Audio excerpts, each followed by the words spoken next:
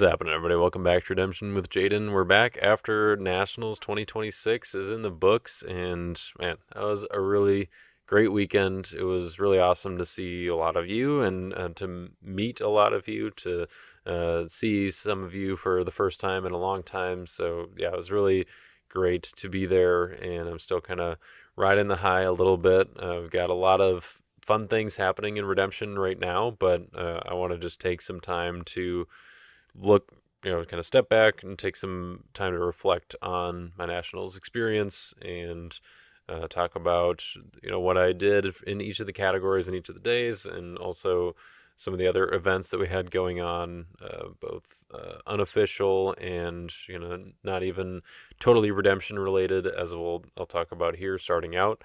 And so, yeah, it was a really great time. I really enjoyed the old family reunion, as we like to call it, of nationals this year. So shout out to Brian. We'll talk about him in a little bit for being kind of the lead host for this event, and for bringing on the team here that I got to be a part of. That was really special. I'm really grateful for that.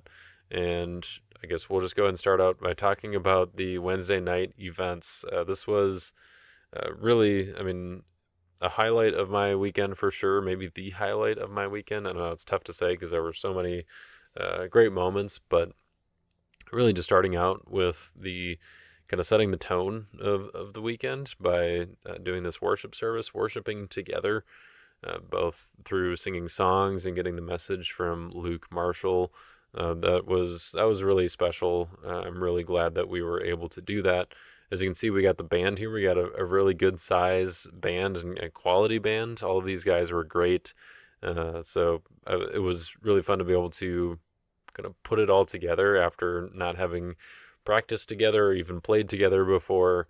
But each of the guys knew what they were doing, and so once we, finally were able to get things ready to go and set up on Wednesday, and then actually start running through the songs, it just came together really well. So thank you to everyone who was in the band. You can see we got Philip Anderson singing over here, Mitch singing and playing guitar, kind of being the lead um, vocalist for us, or kind of leading everyone in worship, and then Stephen on keys. He was planning to be singing as well, but was not feeling, or he was kind of getting over some kind of bug in his throat, and so wasn't able to sing. But we got Liam Collar on the drums, and then Jamie playing bass over here, and then Tim shredding it on electric, and then I was over here playing kind of backup acoustic. And it was really fun. I think we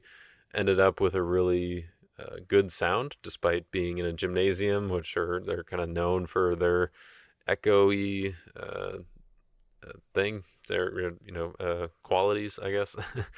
And this one was actually set up really well. We had all these speakers along the back wall, had a nice way to plug into their sound system. We had Art, who came down with the Minnesota group, and he kind of functioned as their sound guy for the weekend. So that was really cool. Really, I mean, I've worked with him at my own church, and he's been doing some of the same sort of stuff. So that was really good to have him there and his expertise to help set things up and then make sure that we sounded good. And kind of want to make sure that he gets some recognition, because he's the sound guys generally tend to want to be kind of behind the scenes and go unnoticed, but it's really when they go unnoticed that means that they're doing a good job. So, so shout out to Art, and then also Maxwell and Elijah, that were both helping me out with the tech side of things. Maxwell helping with the setup and running the slides, and then Elijah, who was helping set up and run the live stream while everything was going on. So hopefully you guys were able to check out the Wednesday night events and the live stream there. And if so, or I guess if you haven't, you can go ahead and check the live videos on my channel and look for the one that says Wednesday night events. You'll be able to catch the whole service there, including the worship and the So the songs, and then also Luke's message, and then we just went right in with a little bit of a break in between for the Elder Address and then the fantasy draft, and all of those seem to flow pretty smoothly. I don't know, I haven't rewatched all of the footage from the stream, but all of them seem to go well, and so hopefully the quality of the video is there and is good to kind of have for our redemption history, I guess, or the archives, if you will. So yeah, really fun to be able to do this Wednesday night with everybody before going on to kind of the Thursday, Friday, and Saturday official events. And so also, as I mentioned before, Brian was our lead host for the weekend. So really grateful to him for uh, putting everything together, really being the kind of lead organizer, getting the team to accomplish each of the tasks that we needed to. And then this is a great picture that I wanted to include because it's him with Rob Anderson, who, if you don't know, is the creator of the game. And Rob was able to show up. He was there Wednesday night for the service and the other Wednesday night events. He was there for at least part of those, and then he was able to stay through most of the weekend and brought the alternate border times to come boxes with him, which I do have one of them here. I actually have two of them here. One of which I will definitely be opening on the channel here. Probably, I'll maybe try to do it for next week. I'm going to be going out of town, so if I can get it recorded before then, and then get it set up to go while I'm out of town next week, then that's going to be the plan. It's going to be at least one box. I might open both. I haven't decided for sure yet, but I'm contemplating keeping one of them sealed here, as I think that they're going to be worth quite a bit. But I mean, honestly, I like to have them and be able to play with the cards because I think they look cool rather than gathering dust on a shelf. So it's a little bit of a toss up here, but yeah. So shout out to Brian for his great job with hosting and bringing on John Hendrick, Stephen Coates, and myself as part of the hosting team. I think we worked really well together, and Brian kind of as the orchestrator of those things, I think was able to find the skills in each of us to put this together and to have a successful weekend. And then, of course, shout out to Rob for making the game to begin with, making weekends like this possible, where we can have our kind of family reunion of sorts, taking place as we're playing the game of redemption. So that is, really, really appreciative of both of these guys here. Before we get into the official, well, I guess Thursday, Friday, and Saturday events, I also want to shout out the sponsors for this channel, Your Turn Games. Andy was there representing his business and having a booth and everything set up to sell redemption product, but he was also playing, which was awesome. Really cool that he was able to participate all 3 days and play some redemption, and then also support everyone with their singles and their other products. I think he had some mystery packs that he was selling as well, and then he also ran the Iron Man event, which I did sort of participate in.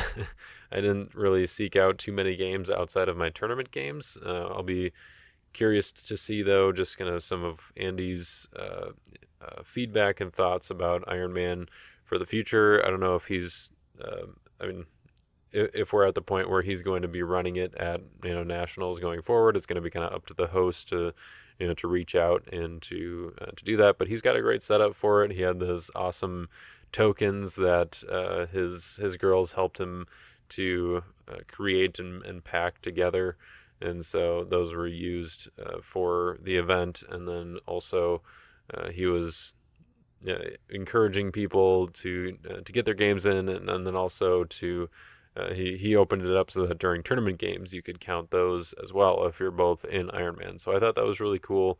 The prize support was really great. The winner of that was, I believe, Tim. He won by a tiebreaker because I think he and one other player both had 7 wins. I'm trying to remember who it was. Was it Josh Potratz? Maybe. I'm having a hard time remembering who got second in that. It's in my live stream somewhere at the end of the day on Saturday. But anyway, sorry about that to whoever it was. But I believe Tim won the tiebreaker and then was the winner of the Ironman event. I think the tiebreaker was just a head-to-head matchup where those two players had played each other, or maybe it was a number of losses that they each had. I'm not entirely sure. I kind of forgot about the fact that I was going to include this in here, so I didn't get all the details in here. But really, yeah, huge shout out to Andy from Your Turn Games for running that and for just being a great supporter of the game at the national tournament. All right, so Thursday we had two events. We had Type 2. As you can see, we got all our Type 2 players along the back wall here. I was playing Mitch on the live stream for round one, and that was random. We had 12 players, I believe, in Type 2, so we had 6 games going across here, and we just randomly got selected for being at the top table for round one. And I gotta say, I'm a little ashamed at my performance in that game. It was a good game for me. My deck did the things that I wanted it to do, and I felt like I was doing them at a good pace, and yet we still timed out, and I misplayed my one, or well, there was one misplay that cost me a rescue. That if I had gotten, then I could have gotten the full win there, and a full win would have put me 1 point ahead of where I was, which was by the end of things half a point behind Tyler. So it was a little bit of a bummer that I made that mistake early on, and it had the ripple effects later throughout the tournament. Of course, who knows what would have changed if I was a point ahead, as far as the pairings and everything later on. So it's really not that big of a deal, or like to think about what else would have changed. But it just feels like, oh man, I messed up that one attack, and it was central, or a central part of my deck, where Mitch had played Grapes of Wrath and I had the Banished Lost Soul, and I let the Grapes of Wrath resolve by shuffling my heroes, when really I should have just insteaded the discard by banishing the evil card instead, and that would have saved me, would have allowed me to make that rescue. But anyway, this was our top three for Type 2. So Tyler in the middle here, and then me on the right in second place. And then third place was actually an interesting turn of events, I guess. On Thursday, we all thought that it was Tim Estes who got third place, because he, myself, and Maxwell were all tied for 12 points at the end of it. Tyler was at 12 and a half, so it was a very close Type 2 turnout. It was really crazy. I think I want to say that fifth and sixth place had like 11 or 11 and a half points as well. So like it was very tight at the top, which was really cool. I mean, I knew that we were going to have a great Type 2 showing this year, as far as like the quality of players, or I guess maybe density of solid players in those 12 people that we had. So I was really excited to play Type 2, and the excitement paid off, I guess, in just the dynamics of the end here. So basically what happened is that me, Maxwell, and Tim were all tied at 12 points. Tim had beat me. Maxwell beat Tim in the last, or maybe second to last round of the tournament. I believe it was the last round where he beat Tim, and so that put them both at 12 points. And then with that, then it would come down to head-to-head for the tiebreaker. But since Maxwell and I did not play each other, then we couldn't use head-to-head for the three of us, and so instead we went to differential. My differential was the best out of us three, and so I got second place. However, what we didn't realize on Thursday was that once you eliminate one player from the tie, then you actually go back to head-to-head as the tiebreaker. instead of using differential. So by differential, Tim would have gotten third place, and that's what we actually thought on Thursday. But then there was a correction on Friday that because Maxwell beat Tim head to head, and once you get me out of the equation, then that's going to be the tiebreaker. And so Maxwell actually got third place. So that was very cool. I don't know what exactly the timeline of things was, but it sounded like Tim was actually the one who looked into that to verify that that's how the tiebreaker, with multiple people tied, should work. That you eliminate one player after they've determined their placement, and then you like go back to head to head. And so if that's the case, I don't know if it was just him or if John or the other elders were looking into that as well. But it does sound like Tim was very understanding and recognized like, oh yeah, like absolutely, if that's the way it is, then he had no arguments about that. So this is actually a picture on day 2 on Friday that we retook with the 3 of us after we realized that Maxwell got third place, which, by the way, shout out to Maxwell. He is from the Minnesota Playgroup here, came down with us, and this was his first nationals. But this kid is very sharp. He's in our play group, or has been for I think like 3 years now or so. And so he started playing not too long before that, and he's already kicking my butt on many occasions. So he's very good at the game, and showed it this weekend in Type 2, Type 1, and teams. So yeah, it was very cool to see him to shine and just get to experience nationals and have a great time. So yeah, shout out to him, who he I believe lost in rounds 1 and 2 to Justin and to I want to say Tyler. He played in like the first 2 rounds, and so he had 2 losses right away out the gate. But then he went on to win the next 4 rounds, and that's how he got to his 12 points. So he didn't let his first 2 losses get him down or keep him down anyway. And you can see how even if you start off a little bit shaky, we play enough rounds at nationals where you definitely have a chance to stay in it, as long as you just shake it off and get back in the zone. So that was really cool to see him get to place. As long as he plays below me, then it's perfectly fine. So no, I'm sure he's going to be up on the highest spot on the podium there shortly, in not too long time. So yeah, that would be great to see. Excited to see what he's able to do in future nationals. Type 2, this is what I played. Should look fairly familiar if you've been keeping up with the Type 2 games on my channel, which I guess I haven't used this for any of the Lackey Grand Prix or the Type 2 Lackey Grand Prix games, but I have I did use this deck for the Type 2 only, and I believe for Minnesota State I used it as well, if I remember correctly.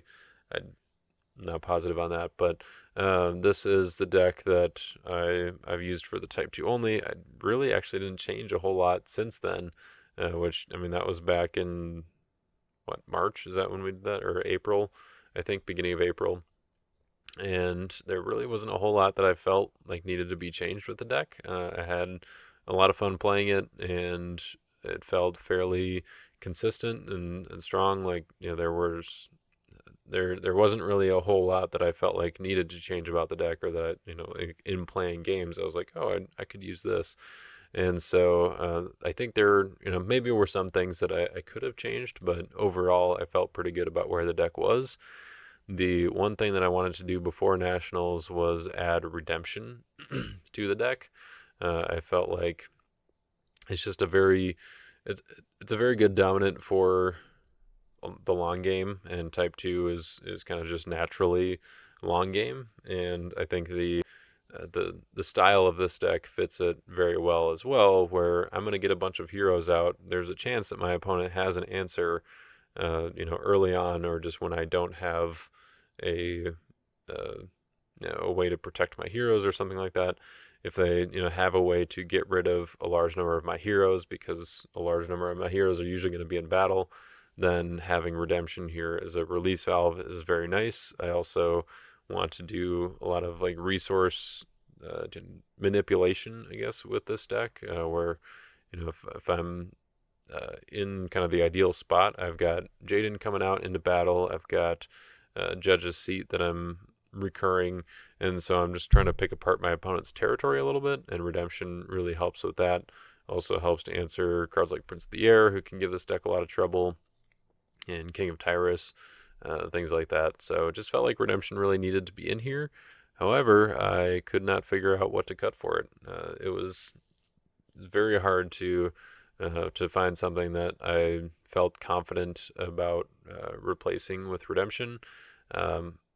Probably one of the evil dominants I could have done, so maybe doubt or maybe murderous command, but it was tough to figure out then, okay, what do I cut from the offense in order to add it? And it was sort of a last minute decision of like, okay, how I want to get this in here. I got to figure out a way to do it. And I didn't spend a whole lot of time thinking about the cuts when I realized that I also wanted to add a second copy of Hunter. It was hard to figure out what other Lost Soul I could reasonably cut for it. And I was like, well, if I want to add another Lost Soul and I want to add another Dominant, why don't I just go to 106 cards? It just kind of felt like that was the way to go. I don't think it makes that much of a difference as far as consistency. However, this is definitely a deck where consistency is going to matter a lot, and the games where this deck struggled the most were the games where I didn't have a way to get my captive priests and everything going on turn one. And so, maybe there's something to be said about playing at 106 versus a slim 100, and maybe some of those games I would have had another way to captive priest if I was playing at 100 instead of 106. It's hard to know for sure. You could probably figure out a way to simulate 1,000 games and figure out how many times it actually matters, but I just decided, all right, let's just add 2 more neutral cards, 2 more evil cards, and 2 more good cards. So I added Hunter, I added a second copy of Great White Throne, which felt a little bad because I only have one alternate border version, and so I had to use one of each. I could have just used 2 of the regular one, but I wanted to use the alternate border one. So yeah, if I wasn't making the decision so last minute, maybe I would have figured out a way to get a second copy, borrow one from Justin, or maybe buy one from somebody. But I figured if I was adding another card here, it should be something that can help get me to be more consistent about a turn one captive priest line, I guess. If you're not familiar with the deck, that's what I'm trying to do. I'm trying to add captive priest to or attack with captive priest, capture all 4 of them to my opponent's land of bondage, go to Eli the priest to search deck for Book of the Covenant, and then on my second turn, using Book of the Covenant to grab I Am Grace from reserve, and then I Am Grace says you may take a hero from reserve, taking the Rebuking Emissary, then attacking with the Rebuking Emissary, releasing all the captive priests, banning them into battle, and then adding a whole bunch of posty priests after that point. So we've got Jeshua, we've got Ezra, we've got Zechariah, who's a priest, and Jaddua, who's a priest, and then in the reserve we have Zadok. And from there we can ban to a whole bunch of posties with Ezra and Jeshua. Zechariah can ban to Haggai, or I guess I took all the other Zechariah heroes out of here. So Haggai, who can then go to other post-exilic heroes. We've got Zadok, who's not post-exilic, but he can ban to Elijah and do some choose to blocker stuff. So this deck can snowball pretty quickly. It gets set up fairly quickly, especially if you're, a turn 2 big setup like that is pretty fast for type 2. And really, I wanted to play this deck because it's kind of the last opportunity to play it, or it was kind of the last opportunity to play it, because the deck doesn't function as well without all 4 copies of Captive Priest. It's definitely a lot better than it would be with only 2 copies, which is now what you will be able to legally do in Type 2. So that's definitely that was definitely part of I guess maybe the main reason why I wanted to play this deck, other than the fact that I'd been doing well with it and have enjoyed playing it for this last season, and really even the season before. I had a very similar deck built, except I believe I was using a brown defense, which is good. It's got good synergy with Ezra and with Haggai, but I wanted to also play the Edomites because I had a lot of fun playing those. I really like the Banished Lost Soul, especially in Type 2, and you can have 2 of them, or at least when you could have 2 of them. Sad day. But anyways, yeah, I had a really, really great time playing this deck. I Am Grace is also, I guess, a new addition to this deck, or modification for this deck, where it took the place of Covenant with Abraham. It kind of does the same thing, except this one has the versatility of being able to discard a demon, so it's another way to deal with Prince of the Air, which is really nice. It's also Mono Brigade, and I could use it in battle on Jadoa if I really wanted to. Covenant with Abraham, I could also use in battle on my green heroes, but just I Am Grace just seems like a little bit better as far as versatility is concerned. So we put that in reserve. That was actually an idea from Tim after we played our Type 2 game for the Type 2 Lackey Grand Prix. And we were talking about decks for Nationals, and I was like, yeah, I don't know if I can, play Lightning Posties in good conscience, knowing that people are probably going to be expecting me to play it and would probably be having answers for it. And part of me was like, maybe I don't really care. Like, maybe this deck just is resilient enough where, like, if you're hard teched against it, you're just not going to do well against the rest of the field. And so, I think in a lot of cases that is a good way to approach things. Like, if you're thinking like, oh, I don't really want to share my deck because then people are going to tech against me. Well, if someone techs against you too hard, then they're going to be more vulnerable to other decks in the field in general. So it's just best to, like, even if people know your deck, if you're sharing it with them to like get advice, then you're, I think, going to be in a net positive anyway. But I will say that, I mean, just because my decks are out there, I guess, or like people have seen this deck, and I kind of have a reputation for playing what I want to. I think this was a very reasonable expectation. Like, if you had asked most of the players in the category what they thought I'd be playing, this would probably be it.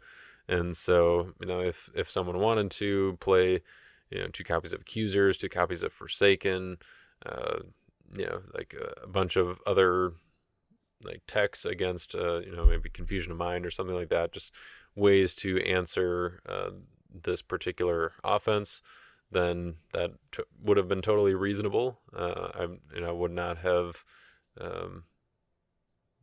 thought that they were, I don't know, unreasonable for doing so. Like this, if this deck is going to be out there, those are still good cards to be playing anyway. And so, like, if you're building your deck more intentionally with that in mind, that's understandable. But Tim kind of talked me into playing it a little bit by he brought up the I Am Grace thing. Like, this is a little bit better than Covenant with Abraham.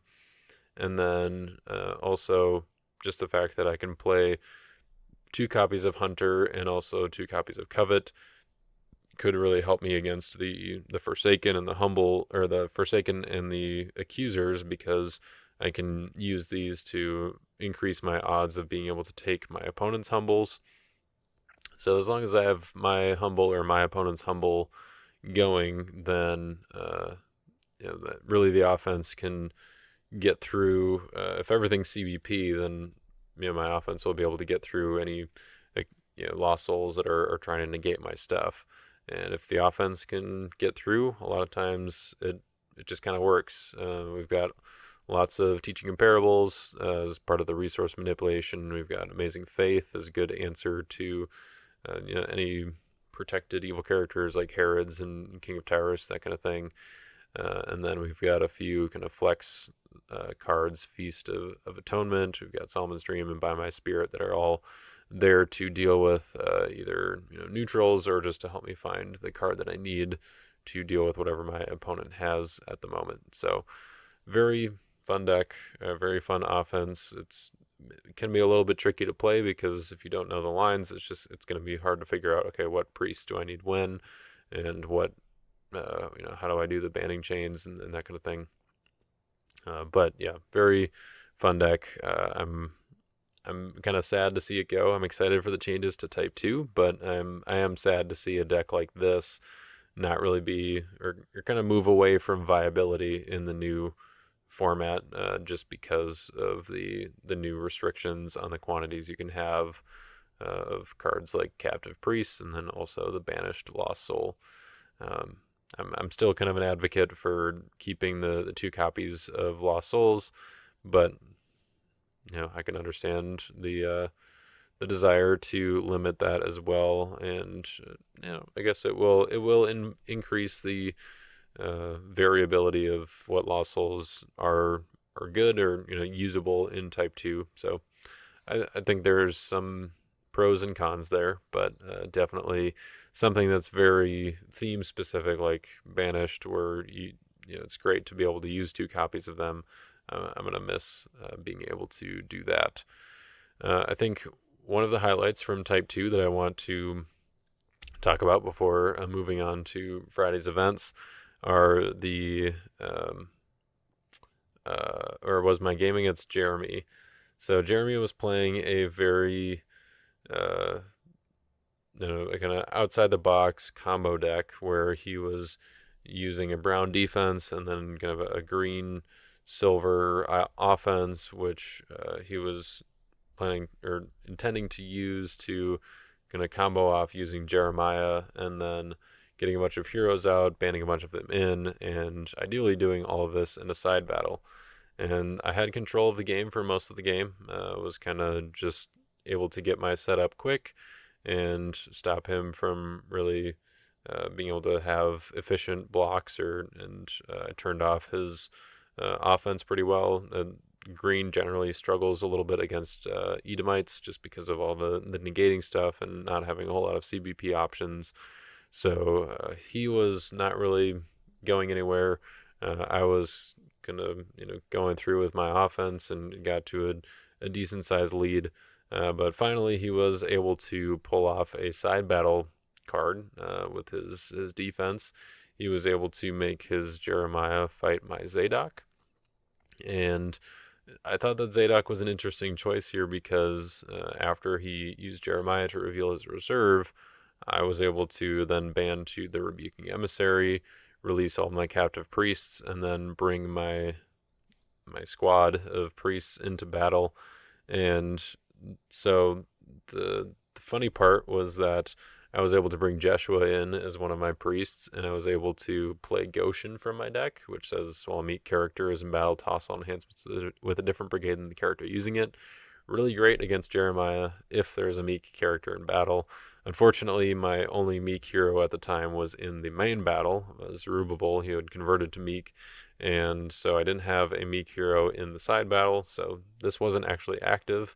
But it was good to know for the future of like, oh, well, if there was a way for me to get a meek character in battle against Jeremiah, then especially because it's a side battle and my meek characters are heroes, then that would actually work well against something like this.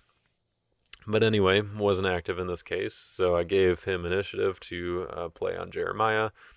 He plays the Song of Moses, and so each of us get 5 heroes into play. Well, I guess first he played Sin Offering. He played Sin Offering 4 times and banished 4 of my evil cards. And then he played Lost Child Found to bounce his side battle card, and then I think he bounced the heroes in the main battle. I'm not positive on that. But what we realized is that, well, okay, so then he played Song of Moses. Each of us got 5 heroes and put them into play. I put Akeem into play, who turned on to negate Jeremy's neutral cards, which is when we realized that Jeremy actually had a salty in play, which was preventing enhancements. And so that meant that the enhancements played in the side battle, because there was no evil character in the side battle, were actually being prevented. Sin Offering cannot be prevented, so that still, that wasn't affected. Song of Moses cannot be negated, so that wasn't affected. Lost Child Found doesn't work, so he was we unbounced the cards that he bounced with Lost Child Found, and then at that point, since I had put Akeem into play, then with his Song of Moses, then I started negating his neutral cards, and that meant that I was negating his salty, and so then his enhancements were back on for the side battle. And I don't think he realized, like, with the deck, like, that was kind of a nombo, like doing the side battle with salty in your deck. But now, because I had Akeem in play, negating that, his salty was back on, and then he was able to play his Entertaining Angels to band in a bunch of angels that he had searched for with his Song of Moses. And then he was also able to bring in a bunch of My Heroes as well. Was it Entertaining Angels that he played? I think so. Like, he had, or maybe it was like I Am Has Sent Me or something like that. Basically, a way for him to ban in a whole bunch of heroes. So he was able to ban in a whole bunch of My Heroes, a whole bunch of his angels. So he was able to draw a bunch of cards. And that was kind of the combo, like, that he was trying to pull off, is like just getting as much as he could into battle, drawing a bunch of cards, and then using a bunch of those effects with Jeremiah, but then also with his evil side. And yeah, it was just crazy how much value he got on that turn, especially because then he banned into my Akeem, and when he banned into my Akeem, then his salty turned back on, preventing enhancements. And so now my enhancements, like, now that he had a bunch of characters and it was my initiative, my enhancements weren't going to work in the side battle. So that was really funny, just how that whole interaction went down. I still ended up being able to win that game. I did have Redemption in my hand, which that was really like the shining moment for Redemption, because even though I lost a bunch of heroes in that side battle, and then also I lost a bunch of heroes from the back to the main battle when Jeremy played a way to reserve all the heroes in my territory. I think it was Destruction from Persia. Like, there was just a way now for me to get a bunch of my heroes back using Redemption, drawing a few cards, getting to pick apart his territory. So yeah, it was very fortunate timing for me to have Redemption there. It made me very glad that I decided to go to 106 and include Redemption in the deck. And yeah, it was a good turn for Jeremy, but it was maybe just a little bit too late in the game for him to kind of be able to kind of re-put the pressure on or get back in the driver's seat at that point.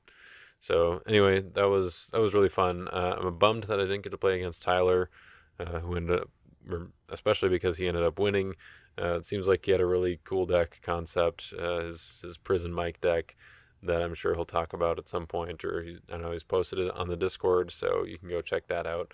But this is your second place Type 2 2-player Nationals 2026 deck, and I had a lot of fun with it. Sad to see it go as far as legality and everything, or even viability.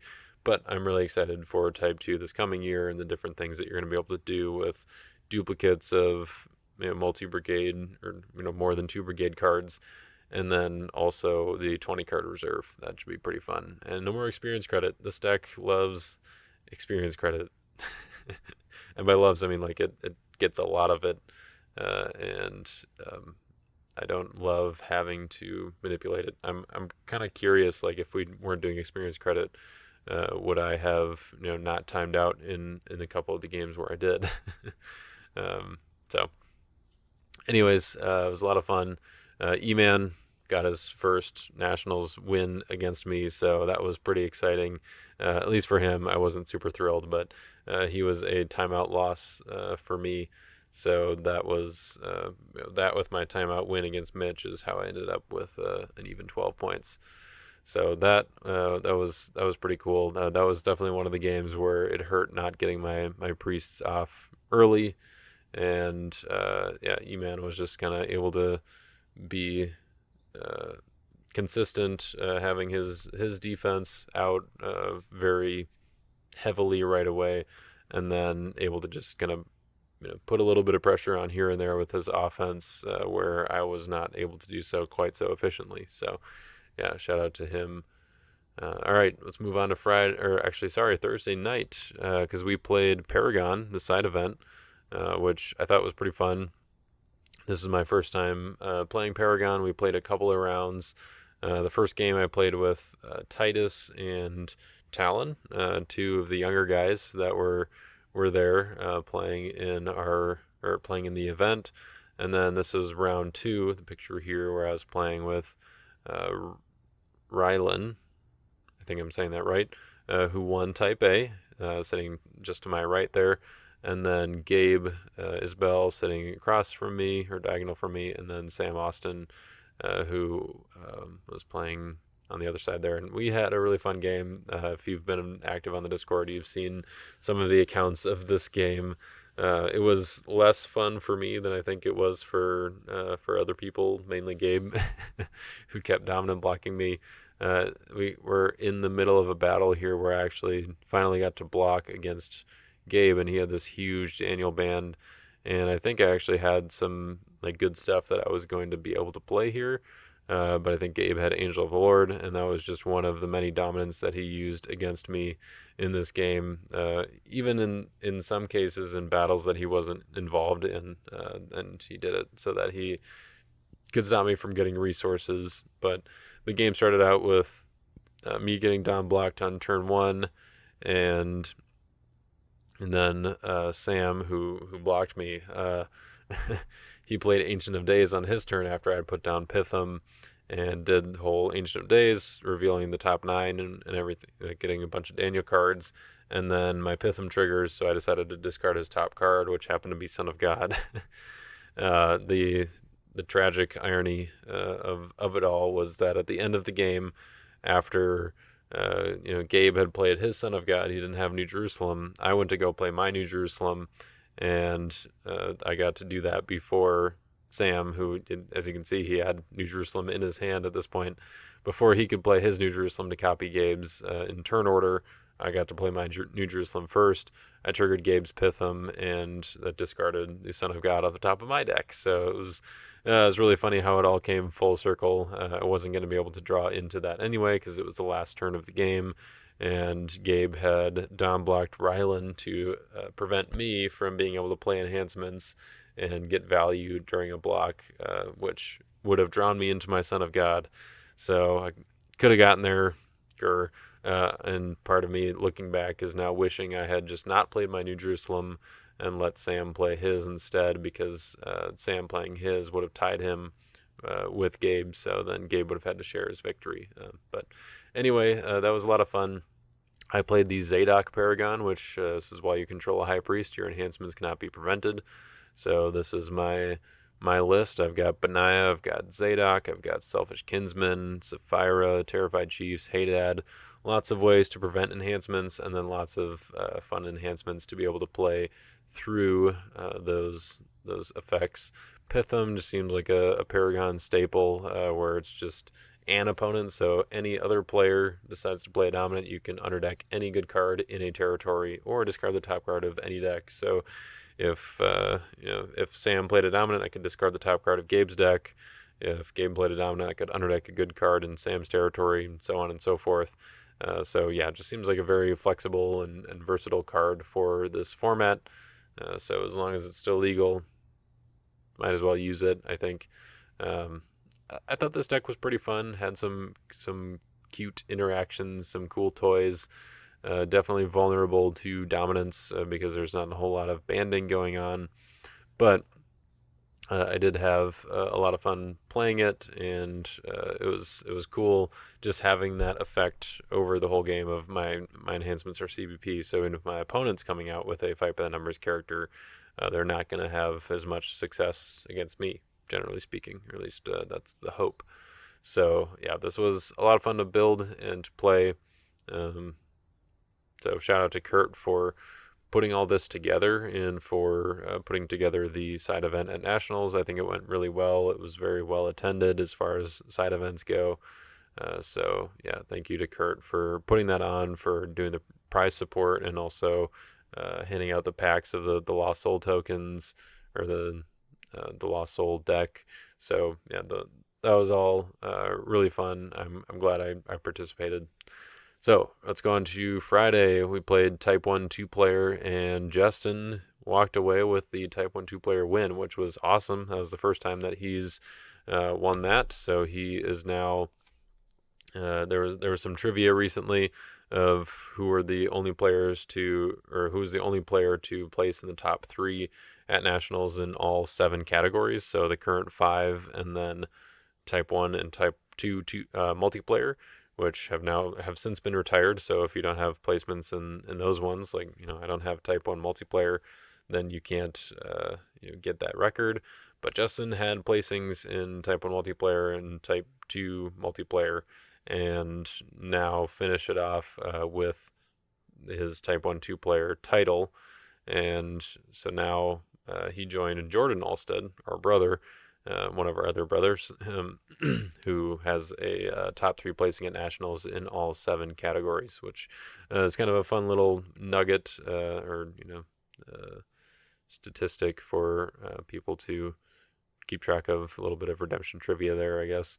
So Justin won it with Brown Tower. Jeremy got second place with his Disciples of the Lamb combo deck, a 100 card combo deck. And Tim got third with his 100 card Nativity Herods deck. And this is the deck that I played, and my role, I would say, was somewhat consequential here, in that I was the one to time out against Tim in the last round and keep him from getting enough points to pass up Justin and take first place himself. So you're welcome, Justin, for doing that. This is the deck that I played, and a lot of players that I played said that this was a very Jayden deck, and I can't really say that they're wrong. I finished building this deck at about 3 a.m.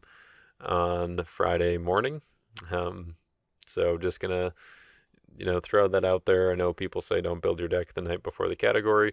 I mean, I had an idea of what I wanted to do, but this defense actually kind of just came to me that night and was like, you know what, I kind of want to try this out. And the offense sort of fell into place, as a combination of different decks that I had been working on. I had the just regular honeypot of the white offense with a couple of kind of splashes there to get Pot of Mana and Holy of Holies online and bulletproof. And I kind of moved away from the whole bulletproofing aspect and moved toward a little bit more of the speed, and what could I do to speed things up and just kind of have those out early and not really care as much if my opponent is able to deal with them, because if they do, then I still have other approaches, or other things about my deck that are going to be strong and that they're going to have an answer for. So that was kind of where the Nativity Herods version came from, and that's what I had been playing for a few games in the last Lackey Grand Prix, or Lackey Grand Prix number 30, which I guess is technically still going on, but I think it's just the top cut stuff right now, if I remember correctly. But anyway, so this is kind of a combination of that. It's kind of just a white good stuff where I've got a little bit of Ruth, I've got a little bit of the New Testament stuff with Woman with Child, Peter the Believer, and then John to take advantage of Resurrection. And then some of the Daniel stuff here with just Daniel the Treasured and Servants of the King. Really, it's focusing on choose the blocker and kind of dictating the terms of battle with my heroes, and then having all of the good battle dominance here. So Resurrection, that's going to go and get John and toss the next, and hopefully just kind of catch your opponent off guard. Not having something can also ban to Peter, bring him in, or I can ban to Woman with Child to go get one of my other dominants. And then we've got Grapes of Wrath, which is basically an Angel of the Lord if I have the Banished Lost Soul, but it's also just versatile that I can use it on defense or use it to reset an attack if I need to. Then, of course, actual Angel of the Lord, and then Glory of the Lord, which, again, versatile. I can use it on defense, but oftentimes I'm going to be wanting to use it during a rescue attempt to just guarantee that I push my rescue through, especially because I've got, choose the blocker stuff that I'm trying to kind of just make sure that they only have one character. I've got a dominant to blow them up, and that's all you need. So we've got Faith Unbowed to make sure that my heroes are bulletproof. Temple Dedication to do the same thing, at least for just for David here. I think he's the only musician that I have for that, but David's going to be my attack a lot of the time because, when I don't have somebody to choose, because I want David to be able to go get Angel of the Lord or Glory or maybe Son of God. And then also I've got the Cheese Rescue with Falling Away, converting their hero, and choosing with Daniel or Ruth here in the reserve. So this was a really, I agree, kind of off the wall deck, but it was really fun, and I really enjoyed playing it and getting to know the deck as I was playing those first few rounds because, like I said, I I built it the night before. I know that's not what you're supposed to do, and maybe there are a few games that I actually could have done better. I could have won, or maybe not made some misplays that I did if I did know the deck better. So that's definitely definitely something to be said about that. But I do think that the concept is solid, and as I was figuring out the deck in the kind of early rounds, then that helped me to be able to make some better decisions in the later rounds, which there are a lot of rounds in Type 1 2-player at Nationals. We played 10 rounds that day, and so there was a lot of time for me to learn the deck, and but also required me to get a little bit lucky, I think, early on in like my die rolls, getting to go first. In round one, my game was against Joe Andrighetti from my play group, and I won the die roll, got to go first, and neither of us blocked each other during the game. We both got our dominance, and so I won 5-4 on my third turn when I'm not sure if I would have gotten a block on turn 3 or not, but I had a few games like that where it just I got to go first, and then neither of us really were able to block each other, and but because I had the tempo, then I was able to win those games. So I had a lot of close games. There was one very close one against Jacob Arrowwood where my last attack, like I even kind of messed it up where I had a line, or like the line, I guess, that I could have done to guarantee the win based on my knowledge of his hand and what cards I had. I didn't recognize that though. I didn't realize that I had like my Solomon's Temple that I could negate one of his Herods with after he blocked, and so I had to kind of adjust my attack a little bit. And the way that he blocked, I mean, he had a few different options with Herod the Great that he could choose the rescuer with. One of them was Daniel, one of them was Servants of the King, and then one of them was David. Um, Servants of the King, I would get to draw 2 and just bounce Herod the Great. Daniel, I would get to bounce Herod the Great, or I'd get to ban a Servants of the King, bounce Herod the Great, and draw 2, and then, but also be protected. And then David, I would get to convert to Meek and take a good OT card from deck. Because Jacob didn't know what I had, like as far as dominance, David definitely wasn't the right choice because I could just convert. Like if I had Second Coming, David would automatically get me Son of God. If he goes with servants by himself, then I mean maybe that's better because then I have lower numbers and maybe or I don't know, maybe more vulnerable to some kind of dominant. But I mean he knew that he didn't have Christian Martyr or something like that, so it didn't really matter. And so choosing Daniel actually kind of gave me the most opportunity to misplay by deciding not to leave Herod in battle, or deciding to leave Daniel in battle alone and not draw.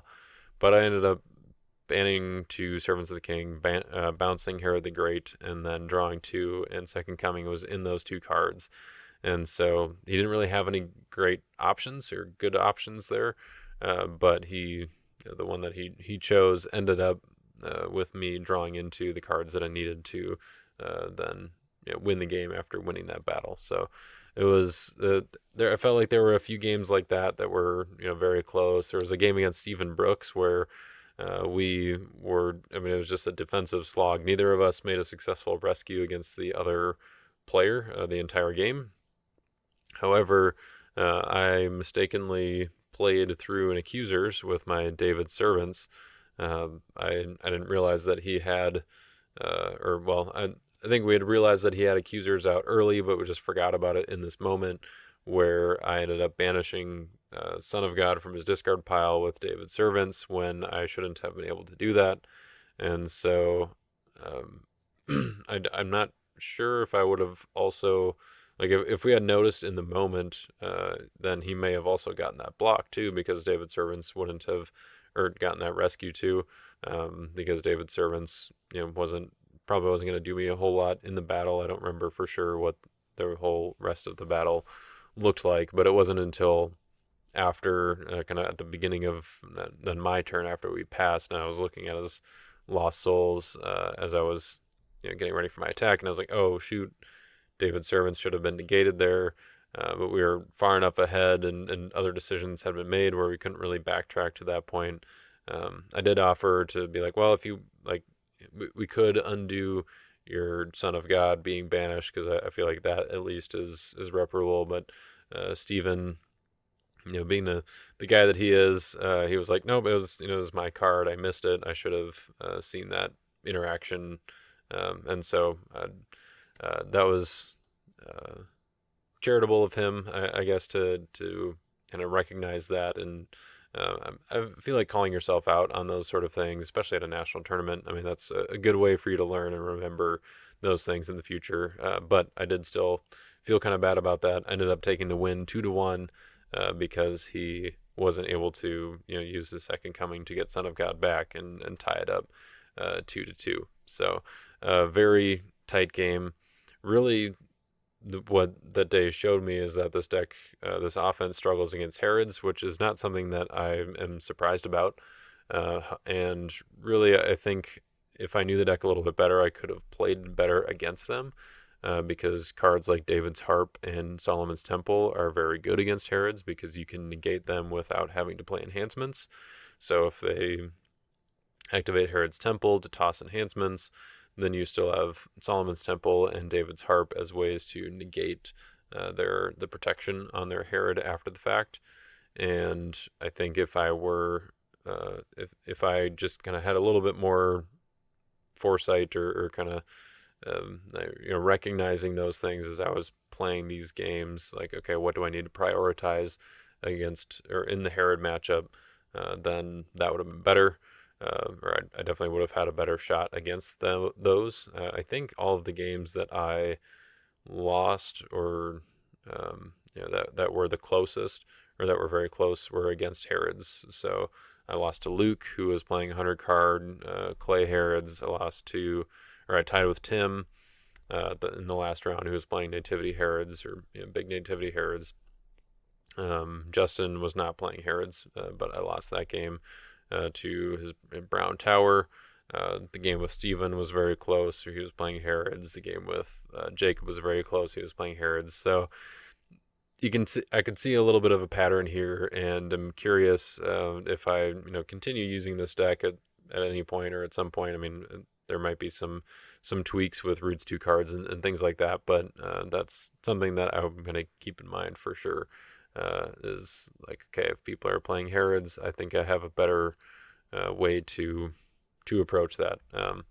I messed up both of my first turn attacks against Tim and against Luke, and both of those felt like if I had made the right decision on what to search for. I think it was with David in both cases where like I knew either knew what they had or knew the very or could have made a very good educated guess, I guess, on what they had.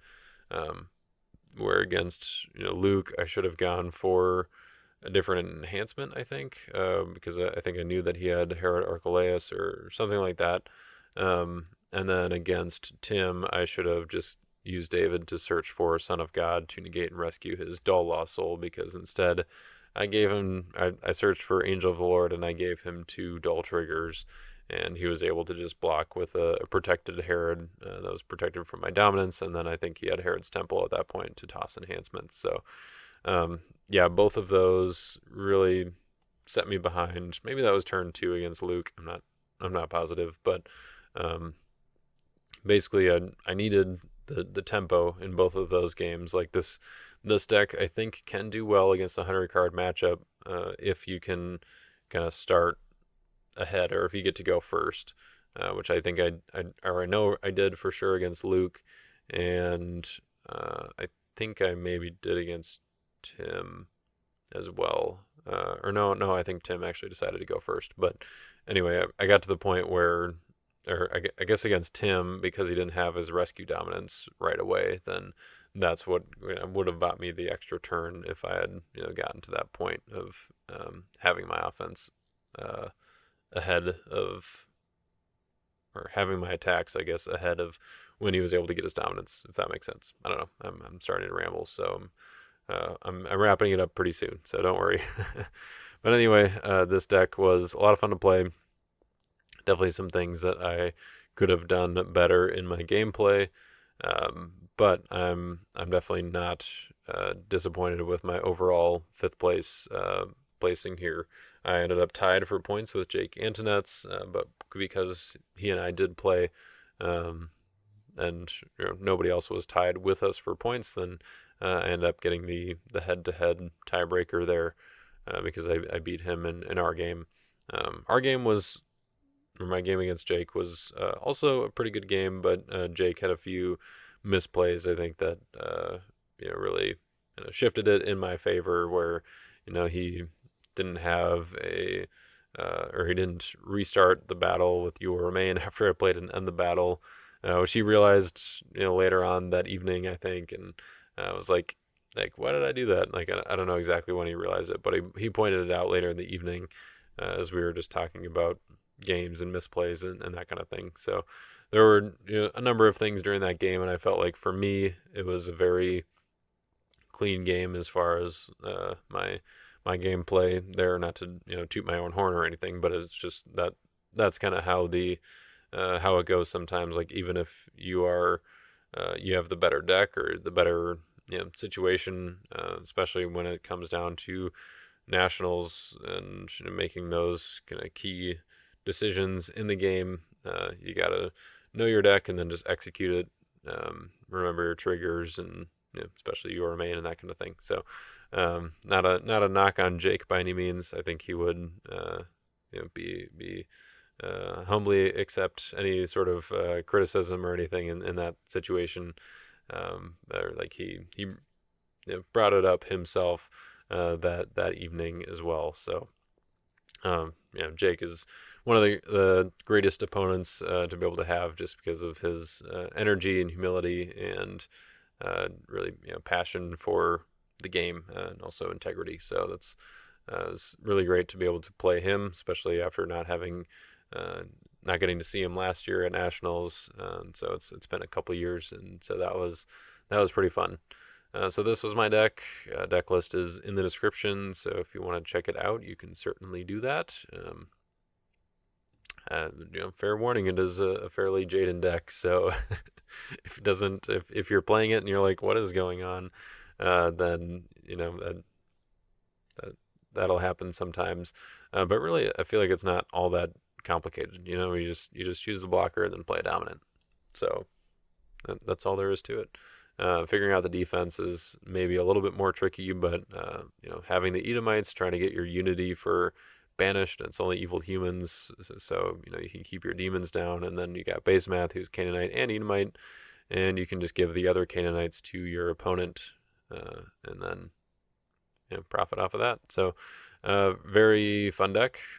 Cool. I knew that as soon as I saw Ruth as the participation promo, I was fairly confident I wanted to build a deck with her to use at nationals in type 1, since I was going to be getting one in for playing type 2. So that is what I ended up with for Type 1 2-player.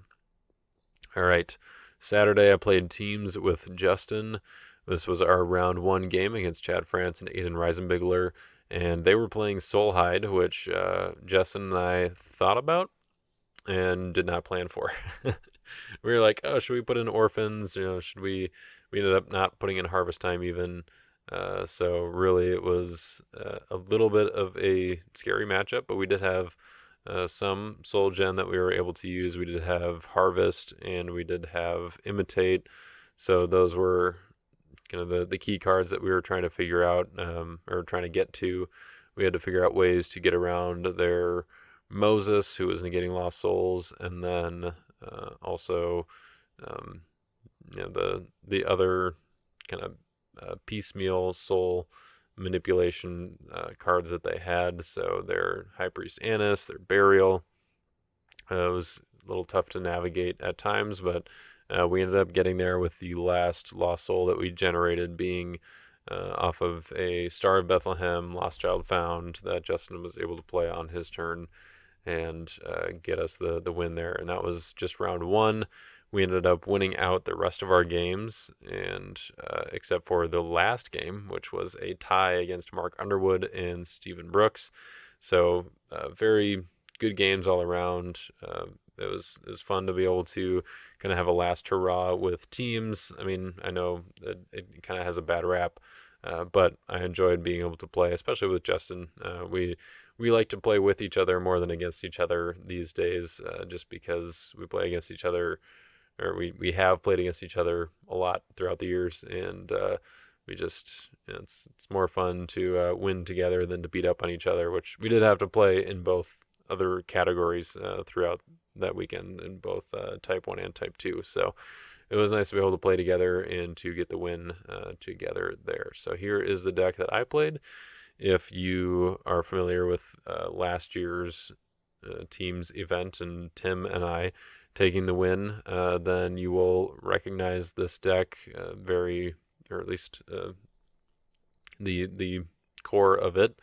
There were very few changes that I made between this deck and the one that I used last year when Tim and I played teams, and you will see that also with Justin's deck is very similar to the one that Tim used last year. So we just made some adaptations for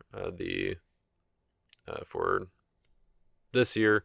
One of them being like, adding Prince of Greece, added Outsiders and A-Bomb, added Forces Arise, and so there was, and we adjusted the Lost Souls slightly so that we weren't both on New Testament Unity, but instead we're able to use Accusers and Vindicated, which I think are both very good in teams, especially Accusers if you can, if you can play through that. Like if you're not using OT humans, then right now with Joshua and Daniel being two of the biggest threats, especially in teams, just because of how much they can cross band and synergize with your teammates' characters, it just made sense to have Accusers in there.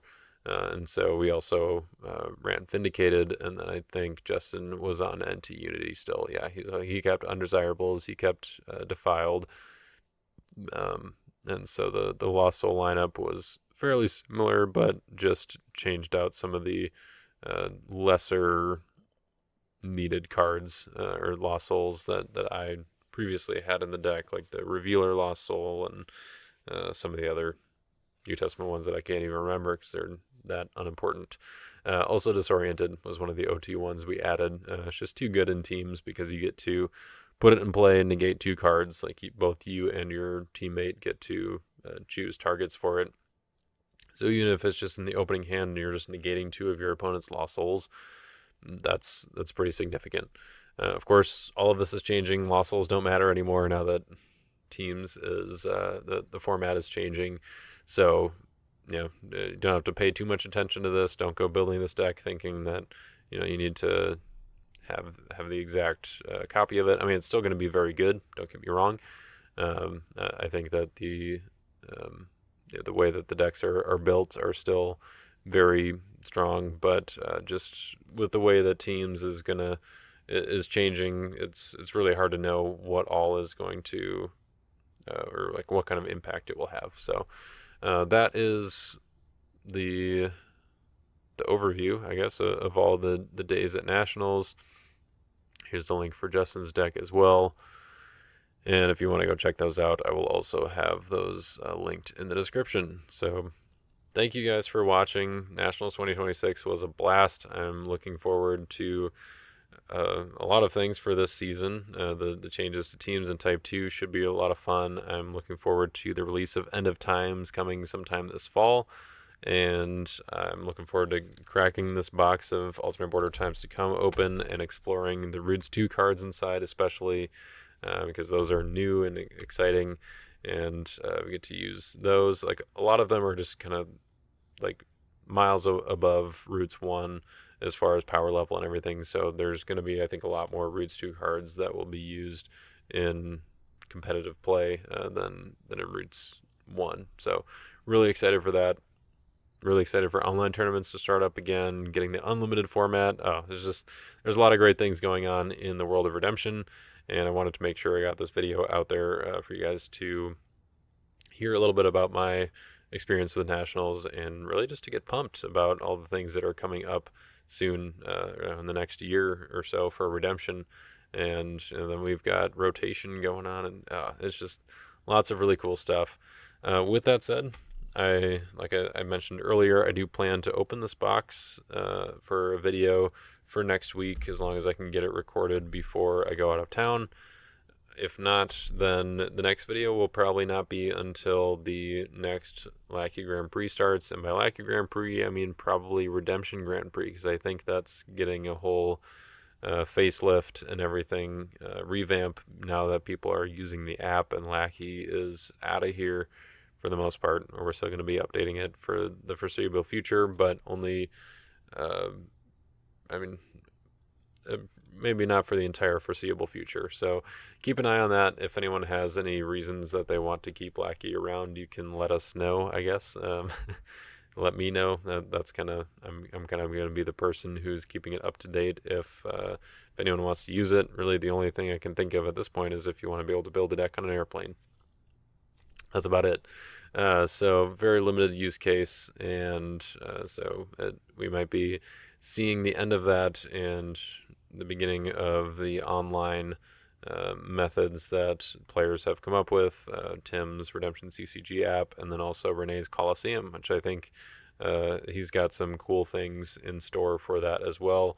And I'm looking forward to trying that out on more occasions here as well. I know I did a video on it a while back, but I think he's made some upgrades and updates since then, so it should be a little bit smoother. And I know he's got some mobile functionality going on already, so that'll be really cool. Glad we have both of those options for online gameplay, which means that even if you stick with one, you're going to have a backup that's not Lackey. So that's really great. All right, with that, we're going to wrap things up here. Thank you everybody for watching, and we'll see you all next time.